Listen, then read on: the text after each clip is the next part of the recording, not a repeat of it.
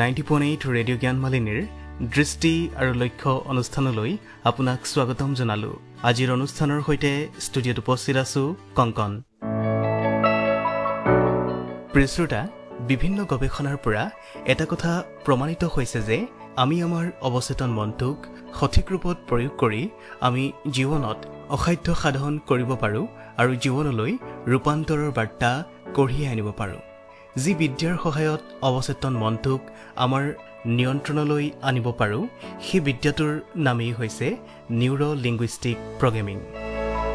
প্ৰিয় শ্ৰোতা, আজিৰ অনুষ্ঠানত আমাৰ ছাত্ৰ ছাত্ৰীসকলৰ সুবিধা হোৱাকৈ আগবঢ়াব লৈছোঁ নিউৰো লিংগুইষ্টিক প্ৰগ্ৰেমিঙৰ লগত সংগতি ৰাখি সজাই অনা কথিকাটিৰ 40 সংখ্যক খণ্ডটি। এই সম্পৰ্কে আমাক কিছু কথা অৱগত কৰিব ডিব্ৰুগড় বিশ্ববিদ্যালয়ৰ ছফ্ট স্কিল ডেভেলপমেণ্ট চেলৰ সমন্বয়ক তথা শিক্ষক হেমচন্দ্ৰ দত্তই।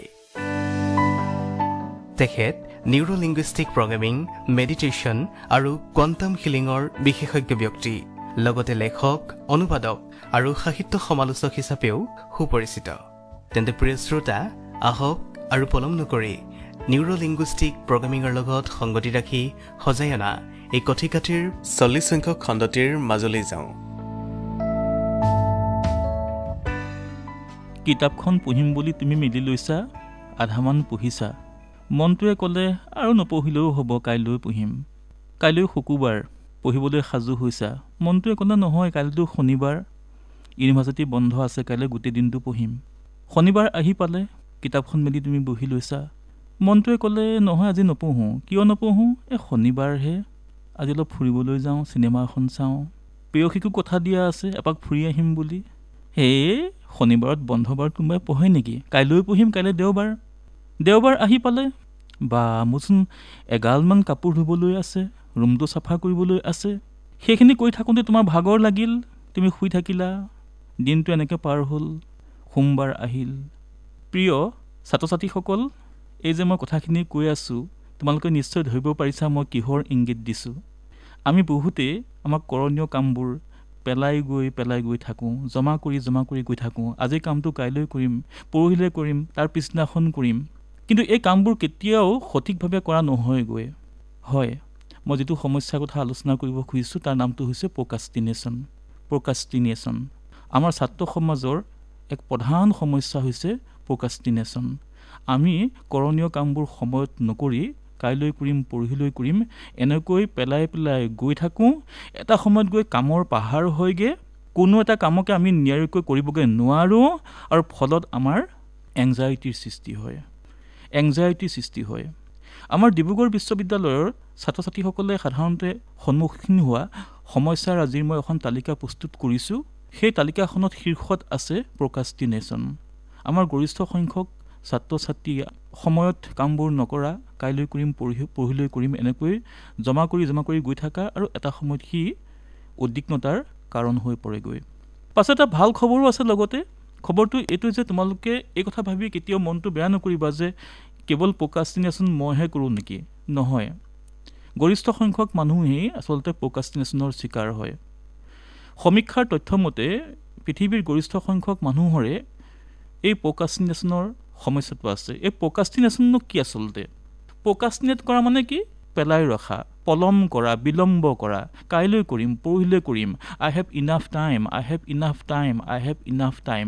এই যিটো ভাৱনা, এই ভাৱনাটোৰ ফলত সৃষ্টি হ'ব পৰা যিটো সংকট, যিটো সমস্যা, যি আৱেগিক সংকট, তাৰ নামেই হৈছে প্ৰকাষ্টিনেশ্যন।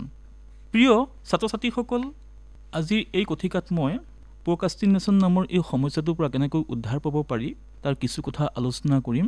প্ৰথম কথাটো হ'ল, তুমি জানিব লাগিব যে তুমি কি কাৰণেনো বস্তুবোৰ পেলাই ৰাখা। তোমাৰ ভিতৰত এনেকুৱা কি কথা চলি আছে, কি কাৰক আছে, যিটো কাৰকে তোমাক আজি পঢ়িবলগীয়া পাঠটো পঢ়িবলৈ নিদিয়ে, কাইলৈ পঢ়িম, পৰহিলৈ পঢ়িম। কিয় হয়? প্ৰথমতে তুমি সেই কাৰকটো উলিয়াব লাগিব। মোৰ ভিতৰত কি এনেকুৱা কথা চলি আছে যি মোক সদায় কৰণীয় কামটো পলম কৰিবলৈ বাধ্য কৰায়? সেই কাৰকটো প্ৰথমতে উলিয়াব লাগিব। সেই কাৰকটো উলিওৱাৰ লগে লগে সমস্যা সমাধানৰ পথ প্ৰশস্ত হ'ব।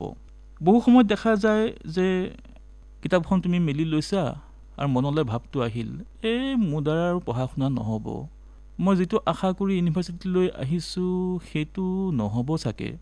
সেই ভাৱনাটো অহাৰ লগে লগে তোমাৰ পঢ়াত ইণ্টাৰেষ্ট কমি গ'ল, অনুৰাগ কমি গ'ল, আৰু তুমি গম নোপোৱাকৈ মনৰ এচুৱাই তোমাক ক'বলৈ আৰম্ভ কৰিলে, নপঢ়িলেও হ'ব দে, কাইলৈ পঢ়িবি, পৰহিলৈ পঢ়িবি। আচলতে সমস্যাটো তোমাৰ ক'ত আছে?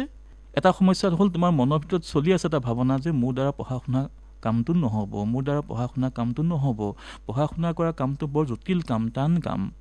সেই ভাৱনাটো তোমাৰ মনৰ অতল তলিত চলি আছে আৰু তুমি গম নোপোৱাকৈ সেই ভাৱনাটোৱে তোমাক নিয়ন্ত্ৰণ কৰিছে। দ্বিতীয় কথাটো হ'ল যে আমাৰ গৰিষ্ঠ সংখ্যক ছাত্ৰ ছাত্ৰীয়ে জীৱনক লৈ এটা সুস্পষ্ট লক্ষ্য নাথাকে, সুস্পষ্ট লক্ষ্য নাথাকে। প্ৰকাষ্টিনেশ্যনৰ পৰা বাচিবলৈ হ'লে, উদ্ধাৰ পাবলৈ হ'লে পোনপ্ৰথমে আমি জীৱনক লৈ কিছু লক্ষ্য নিৰ্ধাৰণ কৰিব লাগিব। মই ডিব্ৰুগড় বিশ্ববিদ্যালয়লৈ আহিছোঁ, কিয় আহিছোঁ? এই 2 বছৰত মই কি কি বস্তু আহৰণ কৰিম?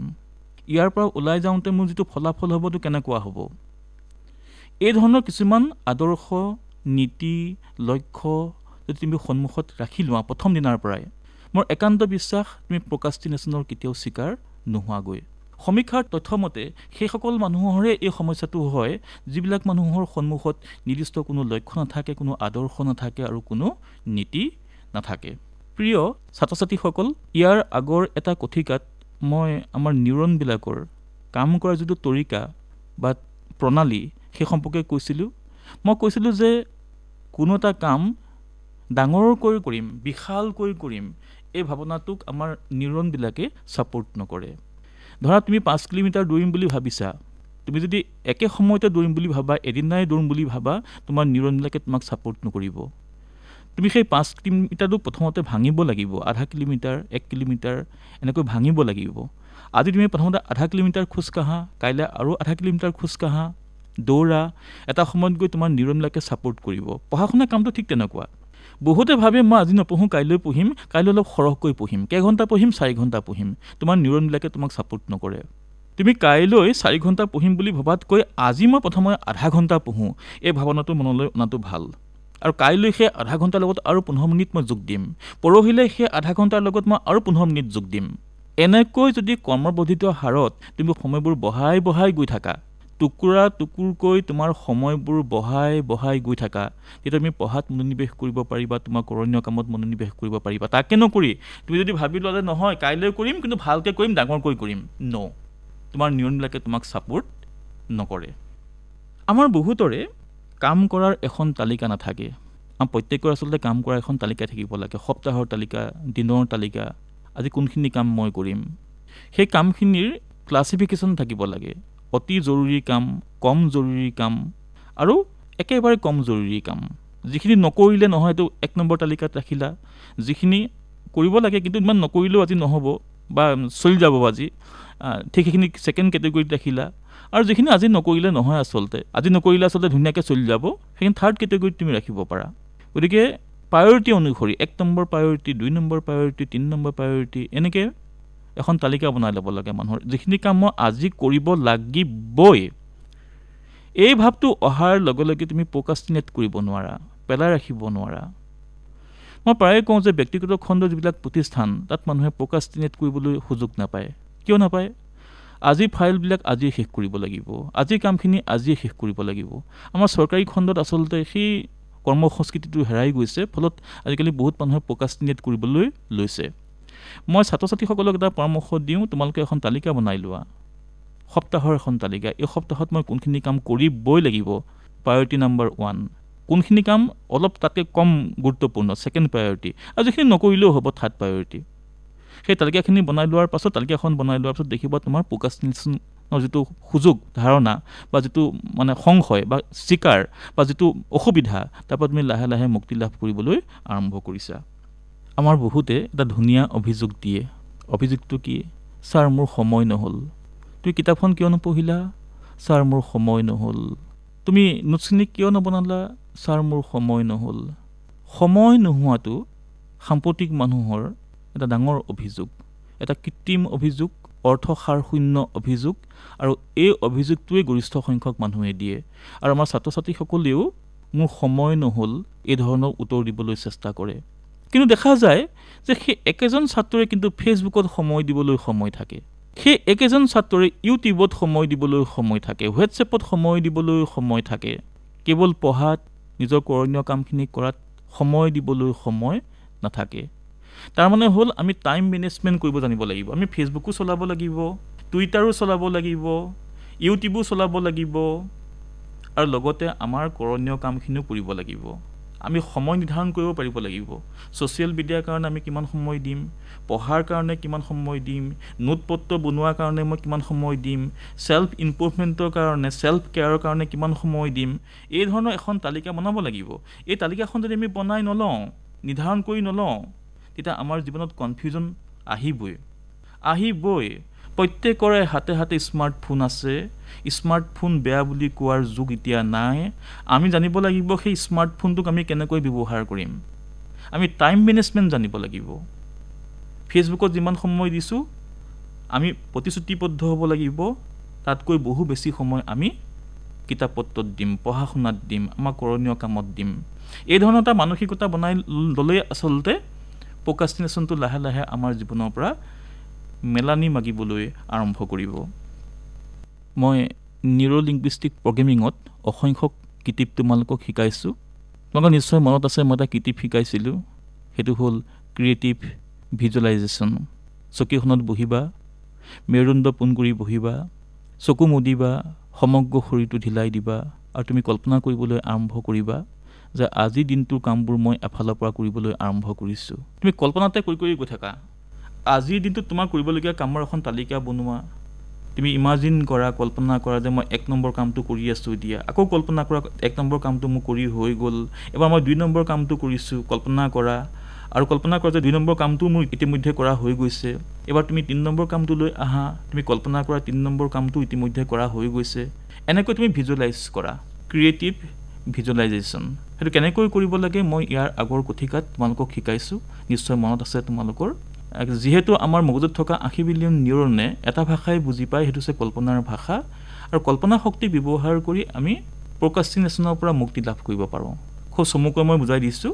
মেৰুদণ্ড পোন কৰি বহিবা, চকীখনত বহিবা, চকু মুদি ল'বা, মনৰ ভিতৰতে এখন তালিকা বনাবা যিখিনি কাম তুমি কৰিম বুলি ভাবিছা বা কৰিবলগীয়া আছে। এবাৰ তুমি কল্পনা কৰিবা যে মই প্ৰথমটো কাম মই কৰি আছোঁ মই এই মুহূৰ্তত। নেক্সট কল্পনা কৰিবা মোৰ কামটো শেষ হৈছে, এবাৰ মই 2 নম্বৰ কামটোলৈ আহিছোঁ। তুমি কল্পনা কৰিবা কামটো তুমি কৰি আছা, আৰু এটা সময়ত তুমি কল্পনা কৰিবা যে মোৰ 2 নম্বৰ কামটো কৰা হৈ গৈছে। এনেকৈ পদ্ধতিগতভাৱে এটাৰ পিছত এটাকৈ তুমি গোটেইখিনি কাম কৰি যাবা। খুব বেছি তোমাক 15 মিনিট লাগিব বা 10 মিনিট লাগিব ভিজুৱেলাইজ কৰোঁতে, কল্পনা কৰোঁতে, আৰু দেখিবা যে সি তোমাক গোটেই দিনটোত সহায় কৰি থাকিব কামখিনি নিয়াৰিকৈ কৰাত। সেইটো হ'ল ছেল্ফ প্ৰগ্ৰেমিং। আমি ছেল্ফ প্ৰগ্ৰেমিং এটা পুৱাৰ ভাগতে কৰি ল'ব লাগে। ছেল্ফ প্ৰগ্ৰেমিং এটা আমি পুৱাৰ ভাগতে কৰি ল'ব লাগে, আৰু সি গোটেই দিনটো আমাক নিয়ন্ত্ৰণ কৰি থাকিব। প্ৰিয় ছাত্ৰ ছাত্ৰীসকল, আমি জীৱনত ভুল কৰোঁ, ভুলৰ পৰা আমি শিক্ষা লোৱা উচিত। আমি চাব লাগে যে আগতে যদি মই প্ৰক্ৰাষ্টিনেট কৰিছিলোঁ কিবা কথাত, তাৰ ফলটো কি হৈছিল। বোলে মোৰ এই অভ্যাসটো ক্লাছ 10ত হ'ল, মোৰ মেট্ৰিকৰ ৰিজাল্ট কেনেকুৱা হ'ল। প্ৰক্ৰাষ্টিনেট কৰাৰ কাৰণে মোৰ মেট্ৰিকৰ ৰিজাল্ট বেয়া হ'ল। হায়াৰ ছেকেণ্ডেৰীত মই কি কৰিলোঁ, তাতে মই প্ৰক্ৰাষ্টিনেট কৰিলোঁ, পঢ়াবিলাক দমাই থৈ গ'লোঁ, আজি কামখিনি আজি নকৰিলোঁ।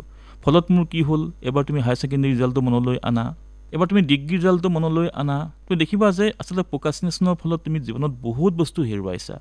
কি কি বস্তু তুমি হেৰুৱালা তাৰ এখন তালিকা বনোৱা। দেখিবা যে নহ'ব, যি হেৰুৱালোঁ আৰু হেৰুৱাবলগীয়া মোৰ নাই। এই ভাৱনাটো মনলৈ অহাৰ লগে লগে প্ৰক্ৰাষ্টিনেশ্যনে তোমাৰ সত্তাৰ পৰা, তোমাৰ কনচিয়াছনেছৰ পৰা বিদায় মাগিবলৈ আৰম্ভ কৰিব। এনেকুৱা অসংখ্য কিতাপ কৌশল আছে যিবোৰ প্ৰয়োগ কৰি তুমি প্ৰক্ৰাষ্টিনেশ্যনৰ পৰা মুক্তি লাভ কৰিব পাৰিবা। নিউৰ'লিংগুইষ্টিক প্ৰগ্ৰেমিঙত অসংখ্য তেনেকুৱা টেকনিক আছে, কিন্তু দুৰ্ভাগ্যৰ কথা যে এটা অডিঅ' মাধ্যমত মই তোমালোকক সেইবোৰ শিকাব নোৱাৰিম। মুখামুখিকৈ যেতিয়া লগ পাম মই নিশ্চয় শিকাম তোমালোকক। তোমালোকৰ অনাগত দিনবোৰ ভাল হওক। ধন্যবাদ।